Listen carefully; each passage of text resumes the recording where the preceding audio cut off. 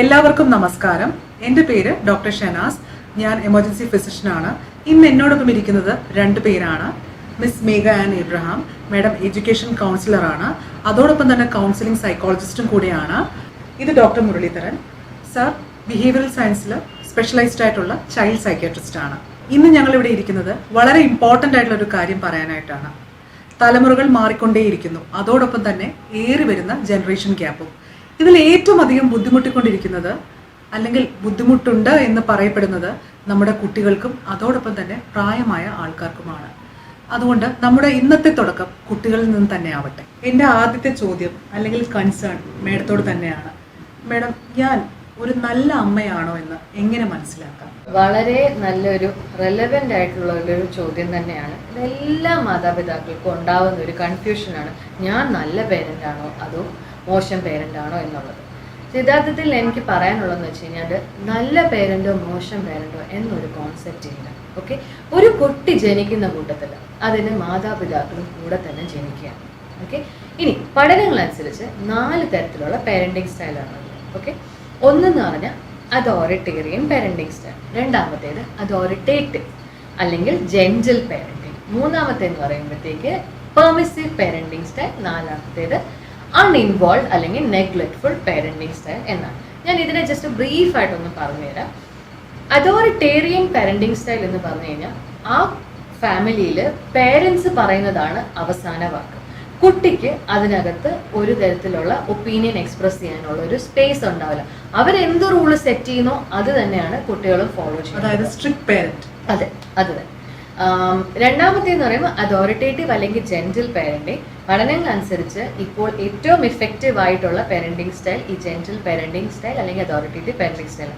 ഇവിടെ എന്താ സംഭവിക്കുന്നത് വെച്ച് കഴിഞ്ഞാൽ ഒരു ഫാമിലിയിൽ ഒരു കുട്ടിക്ക് അവരുടെ ഒപ്പീനിയൻ എക്സ്പ്രസ് ചെയ്യാം, പേരൻസിനും അവരുടെ ഡിസിഷൻ പറയാം, പക്ഷെ ഒരു കമ്പൈൻഡ് അല്ലെങ്കിൽ ഒരു ജോയിന്റ് ഡിസിഷൻ ആയിരിക്കും ആ വീട്ടിലുണ്ടാവുക.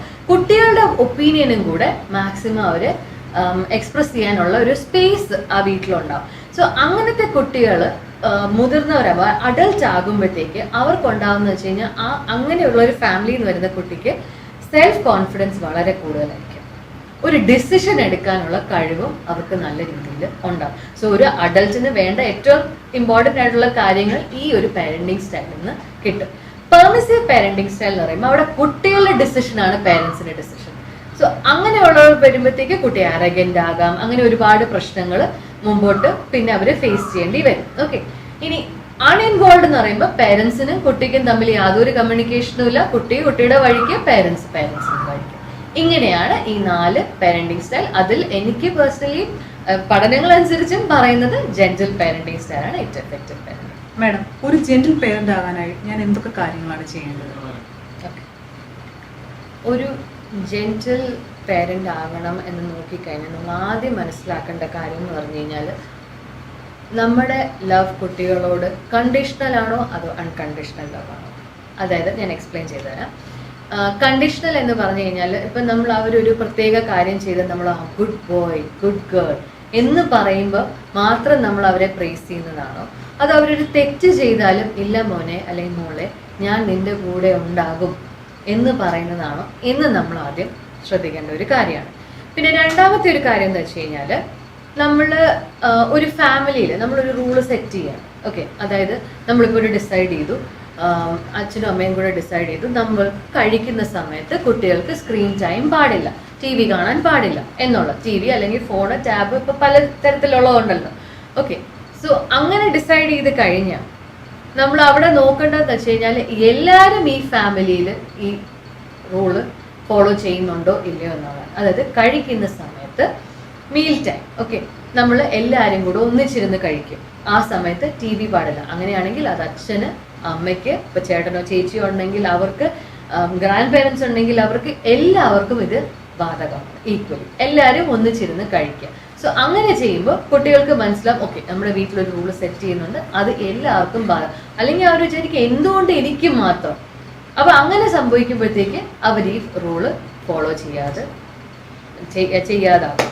അതെ, അപ്പൊ അതിനുള്ള ഒരു അപ്പൊ പെട്ടെന്ന് എനിക്ക് തോന്നിയ കാര്യം, സാധാരണ നമ്മുടെ കുഞ്ഞുങ്ങൾ സ്കൂൾ വിട്ട് വന്നിട്ട് വീട്ടിലിരുന്ന് പഠിക്കുമ്പോഴത്തേക്കും അപ്പുറത്ത് പേരൻസ് അല്ലെ ഗ്രാൻഡ് പേരൻസ് TV ഇടുക, ഇത്തരം കാര്യങ്ങളൊക്കെ ഇതിനെ ഒരു തടസ്സം ഉണ്ടാകാനുണ്ട് ചാൻസ് ഉണ്ട്. അത് നമ്മൾ സെറ്റ് ചെയ്യുന്ന റൂള് പോലെ ഇരിക്കും ആ വീട്ടിൽ.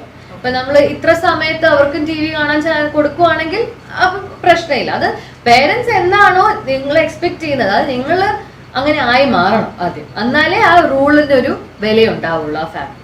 ഇക്കാര്യത്തില് സാറിനുള്ള അഭിപ്രായം എന്താണ്? ഇക്കാര്യത്തിൽ ഞാൻ മേഘ പറഞ്ഞതിനോട് പൂർണ്ണമായി യോജിക്കുകയാണ് ചെയ്യുന്നത്. അൺകണ്ടീഷണൽ ലവ്, അത് ഉപാധികളില്ലാത്ത സ്നേഹം കുട്ടികൾക്ക് എങ്ങനെ കൊടുക്കും, അതും മേഘ വളരെ നന്നായി പറയുകയുണ്ടായി. ക്വാളിറ്റി ടൈം കൊടുക്കണം, അതിലൊരു റൂൾ സെറ്റ് ചെയ്ത് കഴിഞ്ഞാൽ അതിൽ അച്ഛനും അമ്മയും മുത്തച്ഛനും മൂത്തമ്മയും എല്ലാം കൂടെ ഉണ്ടാവുകയും അവരുടെ കൂടെ നിൽക്കുകയും അവർക്ക് ട്രാൻസ്പെറൻ്റ് ആയിട്ടുള്ള ഒരു ട്രൂ ആയിട്ടുള്ള ട്രാൻസ്പെറൻ്റ് ആയിട്ടുള്ള ഒരു കമ്മ്യൂണിക്കേഷൻ, അതായത് സംവദിക്കാനുള്ള ഒരു സ്വാതന്ത്ര്യം ഉണ്ടാക്കി കൊടുക്കും. തെറ്റ് ചെയ്താലും അത് അവരോട് കൂടെ അച്ഛനും അമ്മയും നമ്മുടെ കൂടെ ഉണ്ടാവുമെന്ന് തോന്നത്തക്ക രീതിയിലുള്ള ഒരു പേരൻറ്റിംഗ് ആണ് ജെന്റിൽ പേരൻറ്റിംഗ്. അതായത് ചുരുക്കത്തില് നമ്മുടെ കുഞ്ഞ് ഏത് ഘട്ടത്തിലൂടെ കടന്നു പോയാലും അവരോടൊപ്പം നമ്മൾ എന്നും ഉണ്ടാകും എന്നുള്ളൊരു ഉറപ്പായിരിക്കണം ഒരു പക്ഷേ ജെന്റിൽ പേരൻറ്റിംഗ് എന്ന് പറയുന്നത്, അല്ലേ? നമുക്ക് നമ്മുടെ കുട്ടികളോടുള്ള അൺകണ്ടീഷണൽ ലെവലിൽ ഏറ്റവും ഇമ്പോർട്ടൻ്റ് ആയിട്ടുള്ള ഒരു കാര്യമാണല്ലോ മാഡം കമ്മ്യൂണിക്കേഷൻ അല്ലെങ്കിൽ ആശയവിനിമയം എന്ന് പറയുന്നത്. അപ്പോൾ അത് നമുക്ക് എങ്ങനെ ബെറ്റർ ആക്കാൻ കഴിയും? കമ്മ്യൂണിക്കേഷൻ എന്ന് പറയുമ്പോൾ നമ്മുടെ ആദ്യത്തെ ഒരു ഫാക്ടർ എന്തായിരിക്കും? കണ്ണിൽ നോക്കി സംസാരിക്കും, അല്ലേ? എക്സാക്ട്ലി. ഈ കണ്ണിൽ നോക്കി സംസാരിക്കുമ്പോൾ നമ്മൾ സംസാരിക്കുന്ന, നമ്മൾ കൺവേ ചെയ്യാൻ പോകുന്ന പോയിന്റ് ആണെങ്കിലും അത് വളരെ റെലവെന്റ് ആയിട്ട് ആണെന്ന് മറ്റൊരാൾക്ക് തോന്നും. ഇപ്പൊ നമ്മളോട് തന്നെ നമ്മൾ ഒരാളോട് സംസാരിക്കുമ്പോൾ ആ ആള് ഫോണിൽ നോക്കിക്കൊണ്ടിരിക്കുകയാണെങ്കിൽ അത് നമുക്കൊരു ഡിസ്റെസ്പെക്ട്ഫുൾ ആയിട്ട് ഫീൽ ചെയ്യില്ലേ? ഉറപ്പായിട്ടും അല്ലേ? സോ അതുപോലെ തന്നെയാണ് കുട്ടികളും, അവർക്കും അതുപോലെ തന്നെയുള്ളൊരു ഫീലിംഗ് തന്നെയാണ്. അവര് വന്ന് ഒരു കാര്യം പറയാൻ പോകുമ്പോഴത്തേക്ക് ഓക്കെ നമ്മൾ അമ്മയാണെങ്കിൽ കിച്ചണിൽ എന്തെങ്കിലും ചെയ്തുകൊണ്ടിരിക്കുക അല്ലെങ്കിൽ ഫോൺ നോക്കിക്കൊണ്ടിരിക്കുകയോ അങ്ങനെ ചെയ്തു കഴിഞ്ഞാൽ അവര് പറയുന്ന കാര്യത്തിന് ഒരു വിലയില്ല എന്നാണ് വരിക, അല്ലേ? അപ്പൊ അന്നേരം കുട്ടികൾക്ക് എന്താ സംഭവിക്കുക? അവര് പിന്നെ ഓട്ടോമാറ്റിക്കലി എന്നാ പിന്നെ ഞാൻ പറഞ്ഞിട്ട് പ്രത്യേകിച്ച് കാര്യമൊന്നുമില്ല, അപ്പൊ ഞാൻ പറയുന്നില്ല എന്ന് അവരുടെ കമ്മ്യൂണിക്കേഷൻ കുറഞ്ഞു തുടങ്ങും. ഓക്കെ. പിന്നെ രണ്ടാമത്തെ കാര്യം എന്ന് വെച്ച് കഴിഞ്ഞാൽ പേരൻസ് സ്നേഹം കാണിക്കുന്നത്, അതായത് സ്കൂളിൽ പോകുന്നതിന് മുമ്പ് അല്ലെങ്കിൽ രാവിലെ എഴുന്നേൽക്കുന്ന ടൈം, രാത്രിയിൽ ഉറങ്ങാൻ പോകുന്ന ടൈം, അന്നേരം ഒന്നൊരു ഹഗ് ചെയ്ത് കെട്ടിപ്പിടിച്ച് മോളെ നീ I will love you respective of what എന്നുള്ളൊരു കാര്യം പറഞ്ഞു കൊടുക്കുക. നീ എന്ത് ചെയ്താലും, തെറ്റ് ചെയ്താലും ശരി ചെയ്താലും നിന്നെ ഞാൻ അതുപോലെ തന്നെ സ്നേഹിക്കും എന്ന് പറഞ്ഞു കൊടുക്കുമ്പോൾ തന്നെ അവർക്കൊരു കോൺഫിഡൻസ് ആണ് ഫീൽ ചെയ്യുക. ഓക്കെ. സോ ആ രീതിയിൽ നമുക്ക് കമ്മ്യൂണിക്കേഷൻ ഡെവലപ്പ് ചെയ്ത് എടുക്കാൻ പറ്റുന്നതാണ്. ഇക്കാര്യത്തിൽ സാറിന് എന്തൊക്കെ പോയിന്റ്സ് ആണ് ആഡ് ചെയ്യാനുള്ളത്? മേഘ പറഞ്ഞതുപോലെ ഒരു ഇഫക്റ്റീവ് ആയിട്ടുള്ള കമ്മ്യൂണിക്കേഷൻ്റെ ഏറ്റവും ഇമ്പോർട്ടൻ്റ് ആയിട്ടുള്ളത് കണ്ണിൽ നോക്കി സംസാരിക്കുക എന്നുള്ളതാണ്. അത് കഴിഞ്ഞാൽ പിന്നെ ശാരീരികമായിട്ടുള്ള സമീപനം, അവരെ കൂടെ നിർത്തി ചേർത്ത് നിർത്തുക, എമ്പതിക്കായിട്ട് അവരെ കൂടെ നിൽക്കുക എന്നുള്ളതാണ് രണ്ടാമത്തത്. അപ്പോൾ അവർക്ക് കുറെ കൂടെ നന്നായിട്ട് നമ്മളോട് സംസാരിക്കാനായിട്ടുള്ള ഒരു മനോധൈര്യം, ഒരു അടുപ്പം ഉണ്ടാക്കുക. ആ അടുപ്പം ഉണ്ടായി കഴിഞ്ഞാൽ പിന്നെ നമ്മൾ ലിസണർ ആയിരിക്കും എന്നുള്ളതാണ്. ഏറ്റവും നല്ല ലിസണർ ആയിരിക്കും. അവർ മുഴുവൻ കേൾക്കാനായിട്ടുള്ള ഒരു മനസ്സാന്നിധ്യം നമുക്കുണ്ടാവണം. ആ മനസ്സാന്നിധ്യത്തോടുകൂടി മുമ്പോട്ട് പോകുമ്പോൾ നമുക്ക് തെറ്റ് വന്നാൽ ആ ഈഗോ മാറ്റി വെച്ച് അവരോട് സോറി പറയുന്നതിലും മടിക്കേണ്ട കാര്യമില്ല. സോറി പറഞ്ഞ് നല്ല കാര്യങ്ങൾ ചെയ്യുമ്പോൾ അവരെ വാനുവോളം അഭിനന്ദിച്ച്, ചീത്ത കാര്യങ്ങൾ ചെയ്യുമ്പോഴും കൂടെ നിർത്തി തെറ്റാണെന്ന് പറഞ്ഞ് മനസ്സിലാക്കി മുമ്പോട്ട് നയിക്കുക എന്നുള്ളതാണ്. നമ്മൾ കണ്ണാടിയിൽ നോക്കുമ്പോൾ അത് ചിരിച്ച് കാണിച്ചാൽ ചിരിച്ച പ്രതിരൂപം കാണുന്നത് പോലെ തന്നെയാണ് മനുഷ്യന്റെ മനസ്സ്. So be the miracle you want to see, അല്ലേ? സർ, എൻ്റെ കുട്ടി എന്നോട് എല്ലാ കാര്യങ്ങളും തുറന്ന് പറയുമായിരുന്നു. ഇപ്പൊ ടീനേജർ ആയതിനു ശേഷം പ്രത്യേകിച്ച് ഒന്നും തന്നെ പറയുന്നില്ല. ഇത് ഞാൻ എങ്ങനെ ടാക്കിൾ ചെയ്യും? ഷെനസ്, അത് ഈ കുഞ്ഞുങ്ങള് അവരുടെ വളർച്ചയുടെ ഭാഗമായിട്ട് ടീനേജ് എത്തുമ്പോൾ അവരുടെ ഹോർമോണൽ ചേഞ്ചസും അവരുടെ മാനസികമായ വളർച്ചയും ശാരീരികമായ വളർച്ചയും കൊണ്ട് കുഞ്ഞുങ്ങൾ നമ്മളുടെ അടുത്ത് നിന്ന് ദൂരെ പോകുന്നതായിട്ട് നമുക്കൊരു ഫീൽ ഉണ്ടാകും. അതിൽ നിന്ന് നമ്മൾ ഒട്ടും ഭയപ്പെടേണ്ട കാര്യമേ ഇല്ല.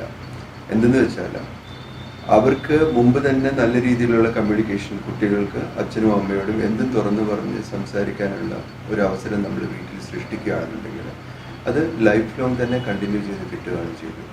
അല്ലാതെ കുഞ്ഞിൻ്റെ ടീനേജിൽ നമുക്ക് നമ്മളിൽ നിന്ന് അകന്നു പോകുന്നതായിട്ടുള്ള തോന്നൽ നമുക്ക് വെച്ച് ഭയപ്പെടേണ്ടതായിട്ടില്ല.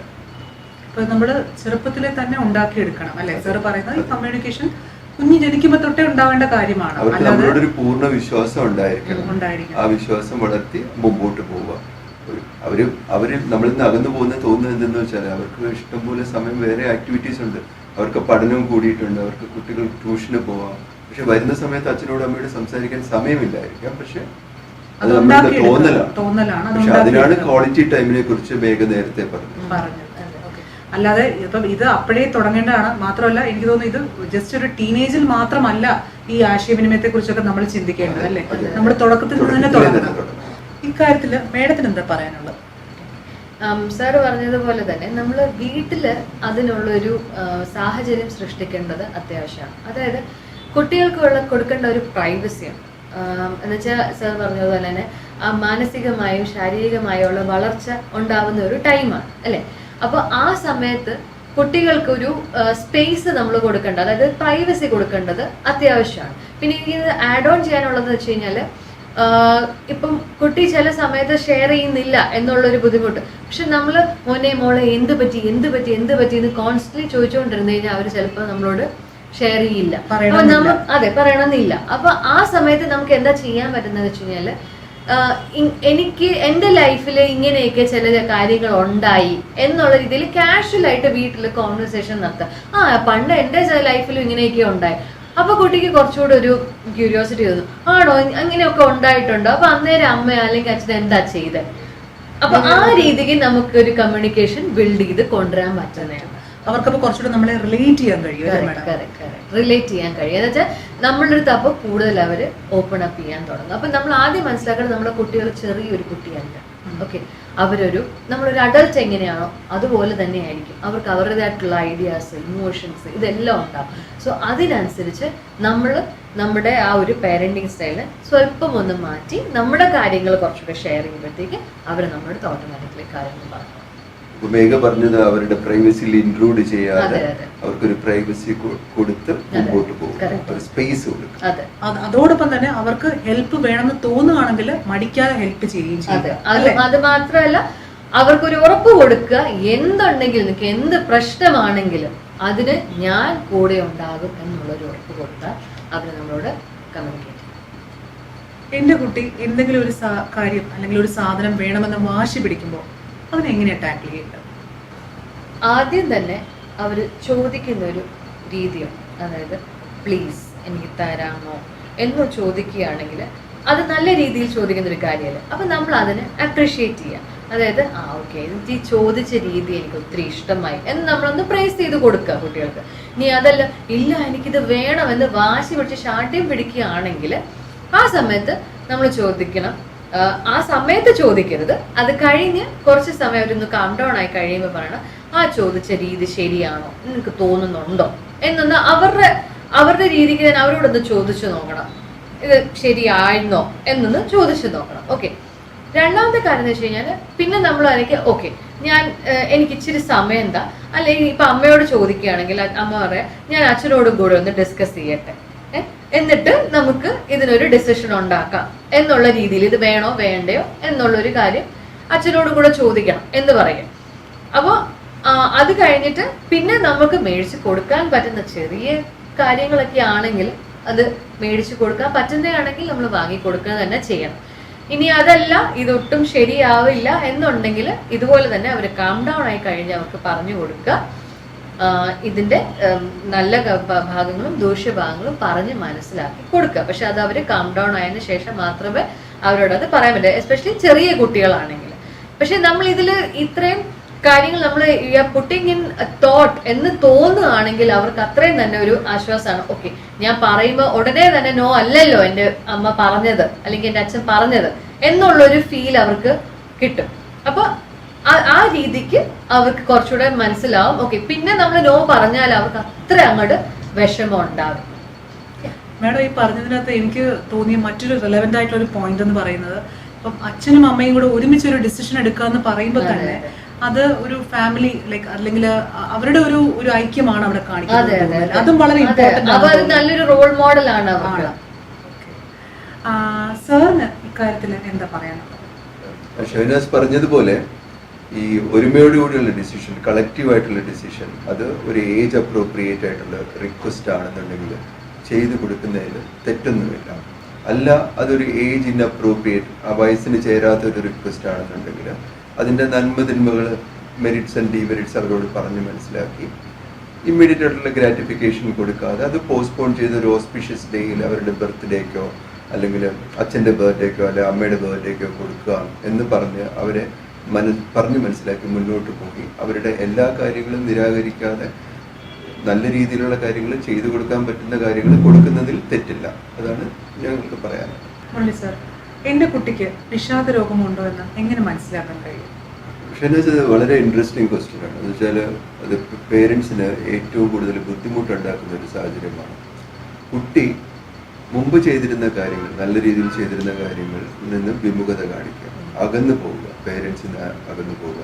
കളിച്ചുകൊണ്ടിരുന്ന കുട്ടി പെട്ടെന്ന് തന്നെ കൂടപ്പിറപ്പുകളെ ഒഴിവാക്കുക, വാതിലടച്ച് മുറിയിൽ തന്നെ ഇരിക്കുക, ഭക്ഷണം അമിതമായി കഴിക്കുക, ഭക്ഷണം ഒഴിവാക്കുക, ശരീരശുദ്ധി ഇല്ലാതിരിക്കുക, പെട്ടെന്നുള്ള ദേഷ്യം, സാധനങ്ങൾ എടുത്തെറിയുക, സ്കൂളിൽ പോകാൻ വിമുഖത കാണിക്കുക, ഫോൺ എടുക്കാതിരിക്കുക, എപ്പോഴും ഉറങ്ങുക, ഇങ്ങനെയുള്ള കാര്യങ്ങൾ ഒരു 7 മുതൽ 10 ദിവസം വരെ കൂടുതലായിട്ട് കാണുകയാണെങ്കിൽ അത് ഡോക്ടറെ കാണിച്ച് അവരുടെ ശാരീരികമായിട്ടുള്ള എന്തെങ്കിലും ബുദ്ധിമുട്ടുണ്ടോ, തൈറോയിഡ് അങ്ങനെയുള്ള എന്തെങ്കിലും അസുഖങ്ങൾ ഉണ്ടെങ്കിൽ ഇങ്ങനെ വരാം, അതെല്ലാം പരിശോധിച്ച് അതിനുള്ള ചികിത്സ കൊടുക്കുന്നതാണ് ഇതിനുള്ള ഏക പ്രതിവിധി.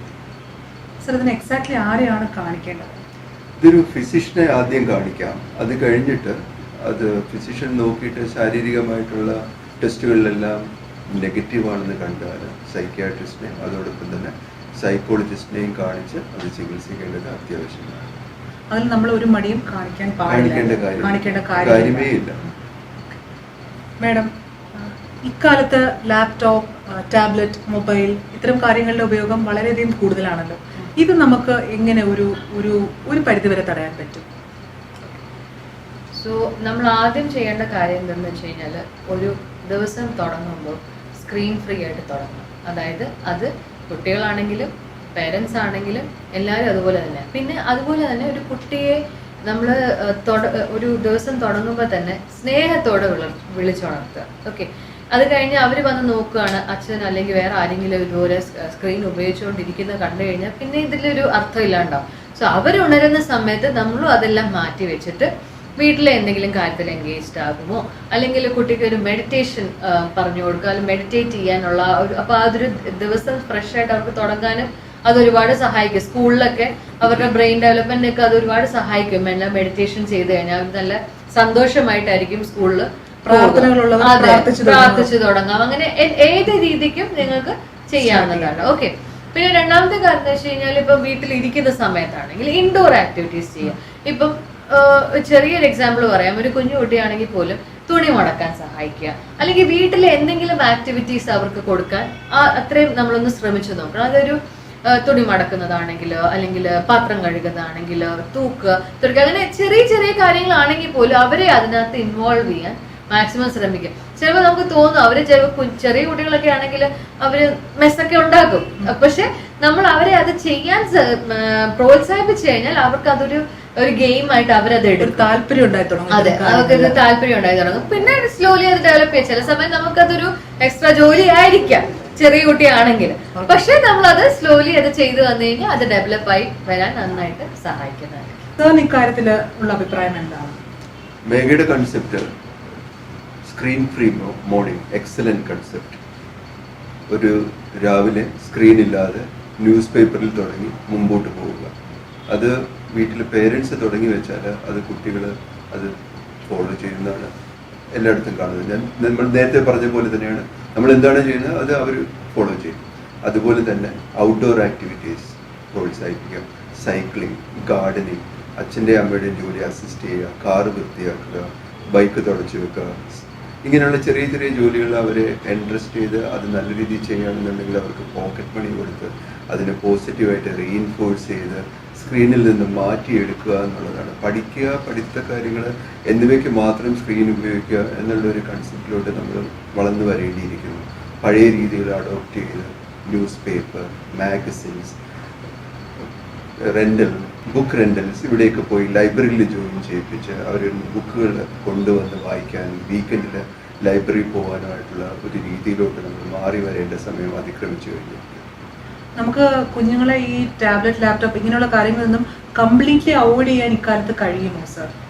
അതാ ഞാൻ പറഞ്ഞത്, പഠിത്തം അതിന്റെ റിലേറ്റഡ് ആയിട്ടുള്ള കാര്യങ്ങൾക്ക് അവർ സ്ക്രീൻ ഉപയോഗിച്ചോട്ടെ, കമ്മ്യൂണിക്കേഷൻ ഇപ്പോൾ അവർക്ക് അത് ഉപയോഗിച്ചേ പറ്റുള്ളൂ. പക്ഷേ ബാക്കിയുള്ള സമയത്ത് വെച്ചാൽ മാക്സിമം നമുക്കൊരു 3-4 hours സ്റ്റഡീസിനൊക്കെയാണ് ഇതൊക്കെ ആവശ്യമുള്ളത്. ബാക്കിയെല്ലാം നമുക്ക് പ്രിന്റ് മീഡിയയിൽ ചെയ്യാൻ പറ്റും. അതുപോലത്തെ ആ രീതിയിലോട്ട് വളർന്നു വരേണ്ട സമയം അതിക്രമിച്ചു കഴിഞ്ഞിരിക്കുന്നു. അത് കണ്ണിനും അതുപോലെ തന്നെ മനസ്സിനും ഉറക്കത്തെയും എല്ലാം ഈ സ്ക്രീൻ ടൈം ബാധിക്കുമെന്നാണ് പഠനങ്ങൾ തെളിയിച്ചിരിക്കുന്നത്. അപ്പോൾ ആ രീതിയിലുള്ള ഒരു കൺസെപ്റ്റ് ചേഞ്ച് അല്ലെങ്കിൽ ഒരു പാരഡിം ചേഞ്ച് നമ്മുടെ ലൈഫ് സ്റ്റൈൽ മോഡിഫിക്കേഷൻ്റെ ഭാഗമായിട്ട് വന്നാൽ മാത്രമേ നമുക്ക് ഇതിനെ ടാക്കിൾ ചെയ്യാൻ പറ്റുള്ളൂ. എനിക്ക് തോന്നുന്നു അതോടൊപ്പം തന്നെ സിംഗിൾ കുട്ടികളുള്ള വീടുകളിൽ, അല്ലെ, ഒറ്റ കുട്ടികളുള്ള വീടുകളിലൊക്കെ ആണെങ്കിൽ തന്നെയും നമ്മൾ അടുത്തുള്ള നെയ്ബേഴ്സ് കുട്ടികളുടെ സുഹൃത്ത് ബന്ധങ്ങൾ ഉണ്ടാക്കിയെടുക്കുക, അതോടൊപ്പം എനിക്ക് തോന്നുന്നു സുഹൃത്തുക്കളെ കുറച്ച് വീട്ടിലേക്ക് ക്ഷണിക്കുക, ഇങ്ങനെയുള്ള കാര്യങ്ങൾ ചെയ്യുമ്പോഴത്തേക്കും കുറച്ചുകൂടി കുട്ടികൾക്കും അതൊരു റിലാക്സിങ് ആയിരിക്കും എന്ന് തോന്നുന്നു, അല്ലേ സാർ? അതോടൊപ്പം തന്നെ എനിക്ക് തോന്നുന്നു നമ്മുടെ സുഹൃത്തുക്കളെ വീട്ടിലേക്ക് വിളിക്കുമ്പോഴത്തേക്കും തന്നെ നമുക്കും അറിയാൻ കഴിയും അവരുടെ സുഹൃത്ത് ബന്ധങ്ങൾ എങ്ങനെയാണ് എന്നുള്ളത്, അല്ലെങ്കിൽ അവരെ കുറച്ചുകൂടി മനസ്സിലാക്കാൻ പക്ഷേ നമുക്കിത് വഴി അറിയാൻ പറ്റുമായിരിക്കും. പിയേഴ്സിനെ കുറിച്ച് അറിയുക എന്നുള്ളത് വളരെ ഇമ്പോർട്ടന്റ് ആയിട്ടുള്ള കാര്യമാണ്. മേഘ, കുട്ടികളെ വളർത്തുന്നതിൽ ഗ്രാൻഡ് പേരൻസിന്റെ റോള് എങ്ങനെയായിരിക്കണം? കൂട്ടുകുടുംബം എന്നൊരു കോൺസെപ്റ്റ് ഇപ്പോഴും ഉണ്ട് കുറച്ചൊക്കെ, പക്ഷെ ഇപ്പൊ വളരെ കുറവാണ് കേരളത്തിൽ. പക്ഷെ ഈ കൂട്ടുകുടുംബത്തിന് എപ്പോഴും ഒരു പ്രോസ് ആൻഡ് കോൺസ് ഉണ്ട്. കാരണം ഗ്രാൻഡ് പേരൻസ് വീട്ടിലുള്ള ഒരു സമയത്താണ് ഇത് കൂടുതലും പ്രശ്നങ്ങൾ ഉണ്ടാകുന്നത്. അപ്പൊ ഞാൻ പ്രശ്നങ്ങളുടെ സൈഡ് ഞാൻ പറഞ്ഞുതരാം. ആദ്യം നല്ല സൈഡ് നമുക്ക് പറയണമല്ലോ. അപ്പൊ നല്ലതാണ് കുട്ടികൾ ഗ്രാൻഡ് പേരൻസ് ഉണ്ടെങ്കിൽ കൂടുതൽ ചിലപ്പോൾ ഇപ്പൊ പേരൻസിനാണെങ്കിലും വർക്ക് ചെയ്യാൻ, 2 പേരൻസിന് വർക്ക് ചെയ്യാൻ പോകാനും സാഹചര്യം ഈ ഗ്രാൻഡ് പേരൻസ് ഉണ്ടെങ്കിൽ നമുക്ക് കുറച്ചുകൂടെ എളുപ്പമായിരിക്കും. വേറൊരു പുറത്തുനിന്നൊരു മെയ്ഡിനെ വെക്കണ്ട, അങ്ങനത്തെ ആവശ്യങ്ങൾ ഒന്നും ഉണ്ടാവില്ല. ഓക്കെ, പലപ്പോഴും ജീവിത സാഹചര്യങ്ങൾ ആൾക്കാർക്ക് ഡിഫറെന്റ് ആയിരിക്കുമ്പോഴത്തേക്കും വളരെ ഹെൽപ്ഫുൾ ആണ്. അതെ ഡെഫിനറ്റ്ലി. ഓക്കെ, അപ്പം അങ്ങനെയുള്ള സിറ്റുവേഷനിൽ പക്ഷേ ഇതിന്റെ ദോഷ സൈഡ് എന്ന് പറഞ്ഞു കഴിഞ്ഞാൽ വേറൊന്നുമല്ല, ഗ്രാൻഡ് പേരൻസിന്റെ ഓവർ ഇൻവോൾവ്മെന്റ്.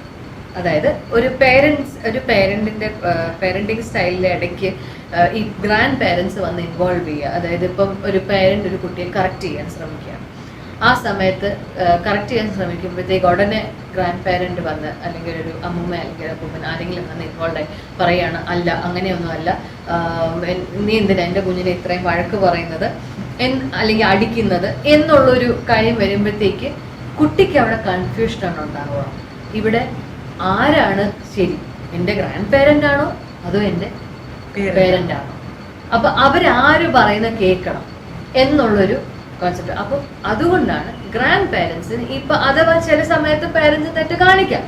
ആ സമയത്ത് ഗ്രാൻഡ് പേരൻസ് എന്താ ചെയ്യേണ്ടതെന്ന് വെച്ച് കഴിഞ്ഞാൽ ആ കുട്ടികളുടെ മുമ്പിൽ വെച്ചല്ല അവരെ കറക്റ്റ് ചെയ്യേണ്ടത്. ഓക്കെ, കുട്ടികളുടെ മുമ്പിൽ വെച്ചല്ല അവരെ കറക്റ്റ് ചെയ്യേണ്ടത്, മാറ്റി നിർത്തിയിട്ട് അല്ലെങ്കിൽ പിന്നെ ഏതെങ്കിലും ഒരു സാഹചര്യത്തിൽ മോളെ നിന്ന് ചെയ്തത് ഇങ്ങനെ നീ ഒന്ന് ചെയ്ത് നോക്ക്. കാരണം അവർക്കാണല്ലോ എന്തുകൊണ്ട് എക്സ്പീരിയൻസ് പേരൻസിനെ പോലെ. അപ്പൊ അവരും പണ്ടൊരു പേരന്റ് ആയിരുന്നു, അവർക്കും ഇതുപോലെ ഒരുപാട് മിസ്റ്റേക്സ് ജീവിതത്തിൽ സംഭവിച്ചിട്ടുണ്ടാകാം, അല്ലെ? അപ്പൊ ആ ഒരു സാഹചര്യത്തിൽ അവര് പറഞ്ഞു മനസ്സിലാക്കാൻ ഇങ്ങനെയാണ് എന്നുള്ളത്. പിന്നെ അടുത്തതെന്ന് പറയുമ്പോഴത്തേക്ക് ഗ്രാൻഡ് പേരൻസ് മനസ്സിലാക്കേണ്ട ഒരു കാര്യം ജനറേഷൻ ഗ്യാപ്പ്. അതൊരു ഭയങ്കര ഇമ്പോർട്ടൻ്റ് ആയിട്ടുള്ള ഒരു കോൺസെപ്റ്റാണ്, ജനറേഷൻ ഗ്യാപ്പ് ഉണ്ടാവുക. അപ്പൊ ആ പണ്ടത്തെ അവര് പേരന്റ് ചെയ്തതുപോലത്തെ ആ സാഹചര്യം അങ്ങനത്തെ ഒരു സൊസൈറ്റി ആയിരിക്കില്ല ഇപ്പോഴത്തെ സൊസൈറ്റി. അപ്പം ഇപ്പോഴത്തെ പേരൻസ് പറഞ്ഞ ആ ഒരു രീതി വെച്ചാണ്. അപ്പൊ ബേസിക്കലി എന്താ പറയേണ്ടതെന്ന് വെച്ച് കഴിഞ്ഞാൽ ഒരു ഗ്രാൻഡ് പേരന്റ് എന്നും ഒരു സ്റ്റെപ്പ് ബാക്ക് എടുക്കുക. പേരൻസിന് സപ്പോർട്ട് കൊടുക്കേണ്ട സമയത്ത് സപ്പോർട്ട് കൊടുക്കുക. അല്ലാത്ത സാഹചര്യത്തിൽ ആ പേരന്റിന്റെ ഫസ്റ്റ് ടൈം, അതായത് കുട്ടിക്ക് പേരെടുത്തതാണെങ്കിലും അല്ലെങ്കിൽ കുട്ടിയുടെ ഫസ്റ്റ് ബർത്ത്ഡേ എല്ലാം അതെല്ലാം അവർക്ക് കൊടുക്കുക. കാരണം ഗ്രാൻഡ് പേരൻസിന് ഓൾറെഡി അത് ഉണ്ടായിട്ടുണ്ട്, അല്ലെ? അപ്പൊ പേരന്റിന് അതിനുള്ള സാഹചര്യം ഒരുക്കി കൊടുക്കുക. ഇതാണ് ഒരു ഗ്രാൻഡ് പേരന്റ് ചെയ്യേണ്ടതായിട്ടുള്ള കാര്യം. പക്ഷെ എന്ത് കാര്യം ഉണ്ടെങ്കിലും, അതായത് പേരൻസിന് എന്ത് ആവശ്യം ഉണ്ടെങ്കിലും അവിടെ അവർ അവൈലബിൾ ആണ്. ഗ്രാൻഡ് പേരൻസിന്റെ കാര്യത്തിൽ സാറിന് എന്താണ് പറയാനുള്ളത്? ഗ്രാൻഡ് പേരൻസിന്റെ വിസിറ്റ് നമ്മുടെ വീട്ടിലുണ്ടാവുകയാണെങ്കിൽ അതിനുശേഷം കുട്ടിയുടെ സ്വഭാവത്തിൽ മാറ്റം വന്നു എന്ന് കംപ്ലൈൻറ്റ് ചെയ്യുന്ന ഒരു ഗ്രൂപ്പ് ഓഫ് ആൾക്കാർ ഇഷ്ടം പോലെ ഉണ്ട്. അപ്പോൾ അതിന്റെ റീസൺ എന്താണെന്ന് വെച്ചാൽ അതിന്റെ സൈക്കോളജിക്കൽ ബാക്ക്ഗ്രൗണ്ട് നോക്കുകയാണെന്നുണ്ടെങ്കിൽ അത് ഈ grand parents are emotionally attached ഉണ്ട്. അവർ ആ ഇമോഷണൽ ബോണ്ടിങ് മാത്രമേ കാണുള്ളൂ. സപ്പോസ് ഒരു കുഞ്ഞ് ഐസ്ക്രീം വയറ് നിറഞ്ഞു കഴിഞ്ഞിട്ട് 2 ഐസ്ക്രീം കഴിച്ച് 3ാമത്തെ ഐസ്ക്രീം ചോദിക്കുമ്പോൾ അമ്മ പറയുന്നു കൊടുക്കണ്ടെന്ന്, അപ്പൂപ്പൻ പറയുന്നു കൊടുക്കാൻ പറയുന്നു. അപ്പോൾ we are forced to give. നമുക്ക് കൊടുക്കേണ്ടി വരും, പക്ഷെ ദേഷ്യത്തിൽ. അപ്പോൾ അവിടെ ഒരു കൺഫ്ലിക്റ്റ് ഉണ്ടാവുകയാണ് ചെയ്യുന്നത്. അത്തരത്തിലുള്ള കൺഫ്ലിക്റ്റ് ഉണ്ടാവുന്നതിന്റെ മെയിൻ റീസൺ എന്ന് വെച്ചാൽ മേഘ പറഞ്ഞ പോലെ, നേരത്തെ നമ്മൾ സംസാരിച്ച പോലെ ജനറേഷൻ ഗ്യാപ്പ്. ഈ ജനറേഷൻ ഗ്യാപ്പ് ഉണ്ടാകുന്നത് അന്നത്തെ സൊസൈറ്റി അല്ല ഇന്നത്തെ സൊസൈറ്റി, അന്നത്തെ സ്ട്രെസ്സേഴ്സ് അല്ല ഇന്നത്തെ സ്ട്രെസ്സേഴ്സ്, അന്നത്തെ പിയേഴ്സ് അല്ല ഇന്നത്തെ പിയേഴ്സ്.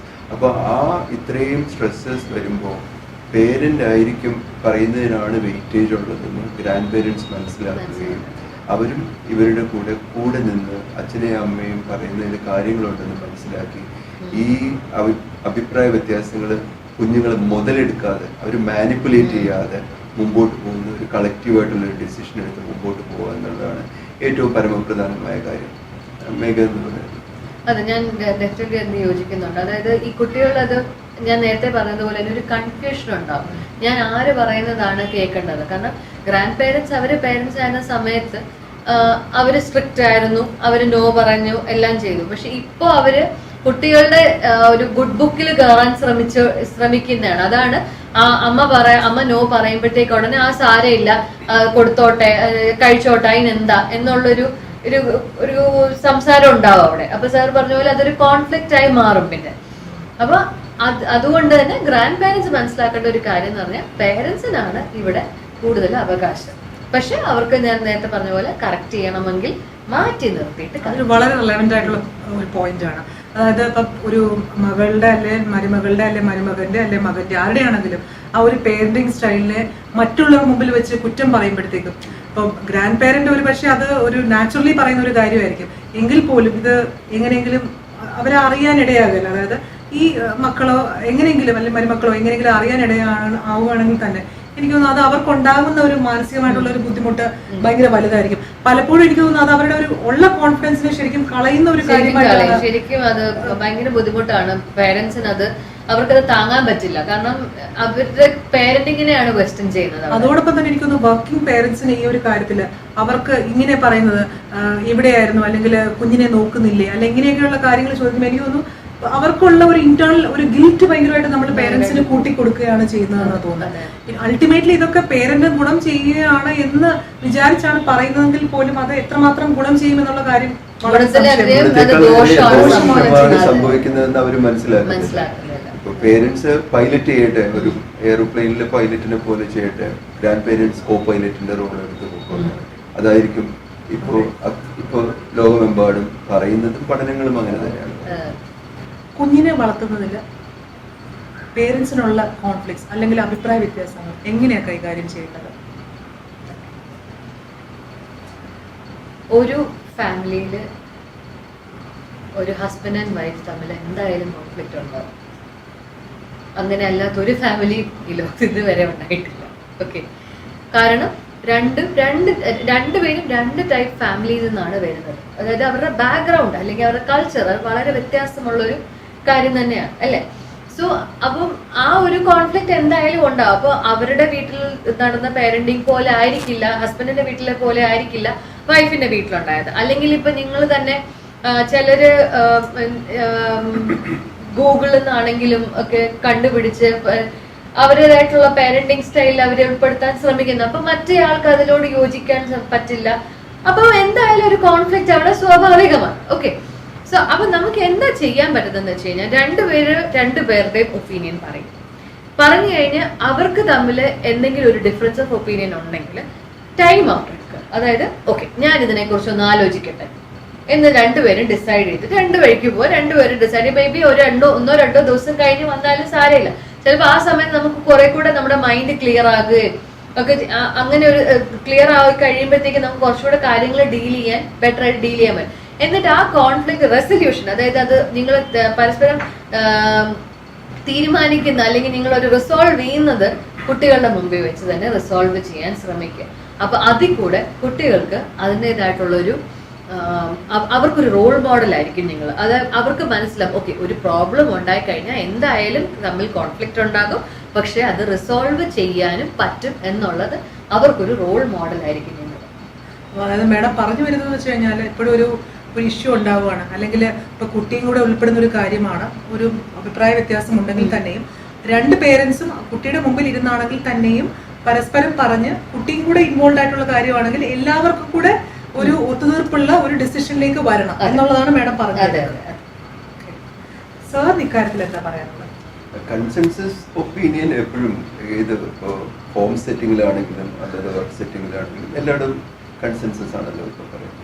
അതുപോലെ തന്നെ മ്യൂച്വലി റെസ്പെക്ട്ഫുൾ വേയിൽ അബ്യൂസീവ് വേർഡ്സ് അതെ ഉറപ്പായിട്ടും അബ്യൂസീവ് വേർഡ്സ് ഒന്നും ഉപയോഗിക്കാതെ കുട്ടിയുടെ ഫ്രണ്ടിൽ വെച്ചോ അല്ലാതെയോ കൺഫ്ലിക്റ്റ് പാർഷ്യലി സോൾവ് ചെയ്തിട്ട് ഫോർ മേജർ ഡിസിഷൻസ്.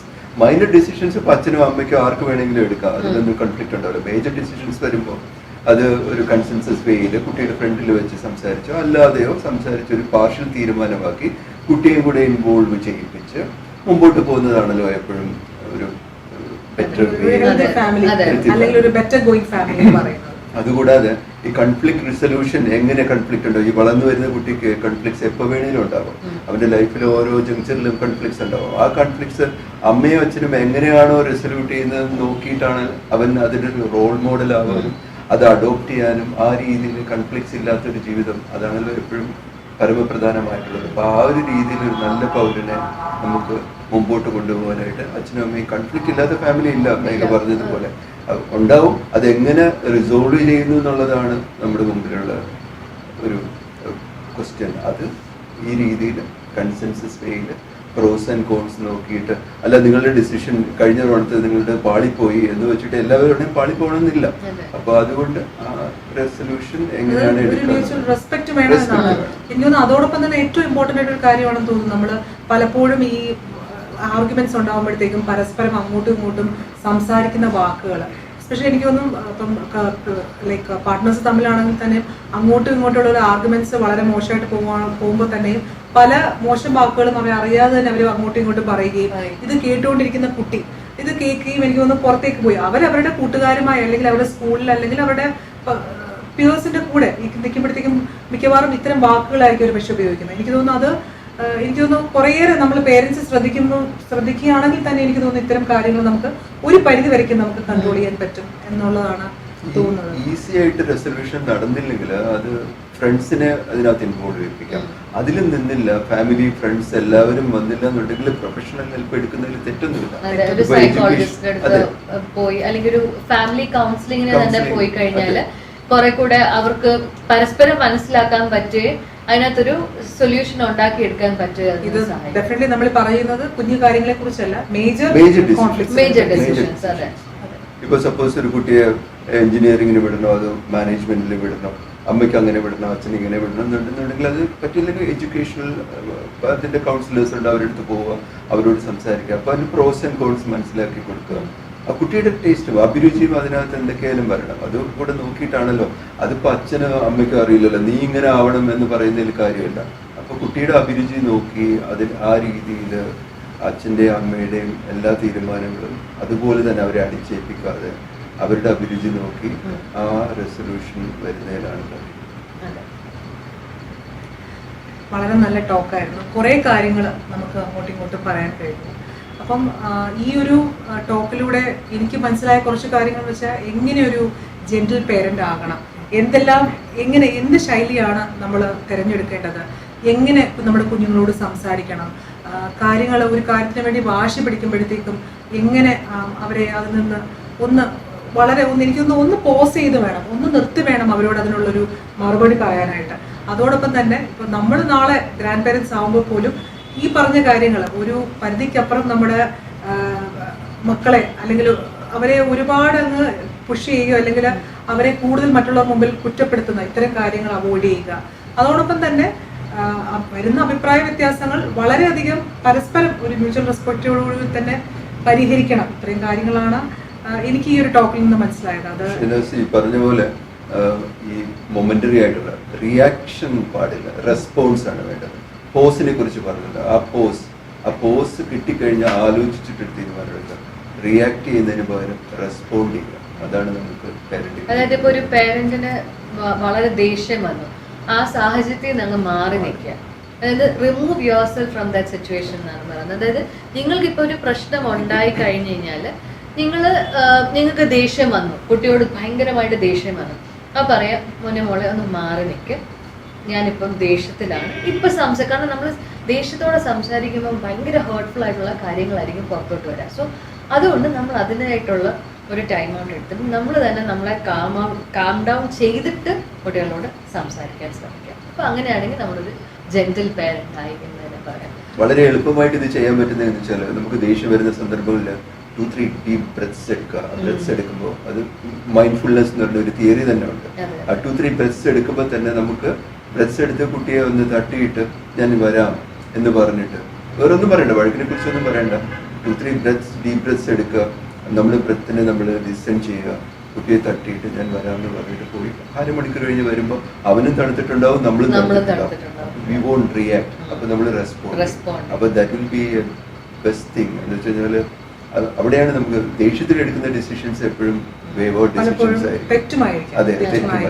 ചില സാഹചര്യത്തിൽ നമ്മൾ ഹ്യൂമൻ ബീങ്സ് ആണ്, നമ്മൾ മിസ്റ്റേക്സ് സംഭവിക്കാം, നമ്മൾ ചിലപ്പോൾ ദേഷ്യപ്പെടാം. അപ്പോൾ നമുക്ക് ആ ഒരു ഈഗോ, സാർ നേരത്തെ പറഞ്ഞോളൂ, നമ്മൾ ആ ഈഗോ ഒന്ന് മാറ്റി വെച്ചിട്ട് കുട്ടികളോട് സോറി പറയും, ഞാൻ ഇങ്ങനെ ചെയ്തു. അപ്പം അത് നമ്മൾ അവർക്കൊരു റോൾ മോഡലായിരിക്കും. അവർക്കും ദേഷ്യം വന്നാൽ അവർക്കും ഇതുപോലെ സോറി പറയും. അല്ലാതെ നമ്മളൊരു കുട്ടിയോട് ഒരു സേ സോറി എന്ന് പറഞ്ഞു കഴിഞ്ഞാൽ അവർക്ക് ആ സോറിയുടെ കോൺസെപ്റ്റ് എന്താണെന്ന് മനസ്സിലാക്കുക. ഇഷ്ടംപോലെ സോറി, ഇഷ്ടംപോലെ പ്ലീസ്, ഇഷ്ടംപോലെ താങ്ക് യു, അതൊക്കെയാണ് കമ്മ്യൂണിക്കേഷൻ്റെ കീ വേർഡ്സ് എന്ന് പറയുന്നത്. ഏറ്റവും കൂടുതൽ പ്ലീസ് ഉപയോഗിച്ച് കഴിഞ്ഞാൽ ഡിലേ ചെയ്യാൻ പറ്റില്ല. ചീത്ത കാര്യത്തിന് വേണ്ടി പ്ലീസ് പറയാൻ പറ്റില്ല. എനിക്ക് കഞ്ചാവ് മേടിക്കാൻ പ്ലീസ് എന്ന് പറയാൻ പറ്റില്ല. ഇത്രയും പറഞ്ഞുകൊണ്ട് ഇന്നത്തെ എപ്പിസോഡ് നമ്മളിവിടെ വൈൻഡ് ചെയ്യുന്നു. എല്ലാവർക്കും നല്ലൊരു ഹെൽത്തി ഫാമിലി ആശംസിച്ചുകൊണ്ട് നന്ദി, നമസ്കാരം.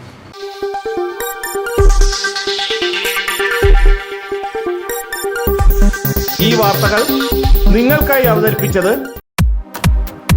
നിങ്ങളുടെ സ്വപ്ന ഭവനങ്ങൾക്ക് ചാരുത പകരാൻ അന്താരാഷ്ട്ര നിലവാരത്തിലുള്ള LED ലൈറ്റുകളുടെയും ബ്രാൻഡഡ് ഇലക്ട്രിക്കൽ, പ്ലംബിംഗ്, സാനിറ്ററി ഫിറ്റിംഗ്സുകളുടെയും വമ്പൻ ശ്രേണി ഒരുക്കി CS ഏജൻസീസ് ആൻഡ് ഇലക്ട്രിക്കൽസ്, മാമംപാലത്തിന് സമീപം, Palamood, Attingal. Phone 9349636108 702552331. CS agencies and electricals, മാമംപാലത്തിന് സമീപം, പാലമൂട്, ആറ്റിങ്ങൽ.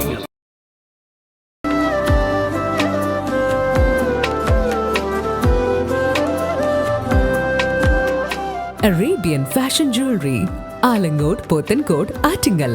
അതിരുകളില്ലാത്ത ആത്മബന്ധം.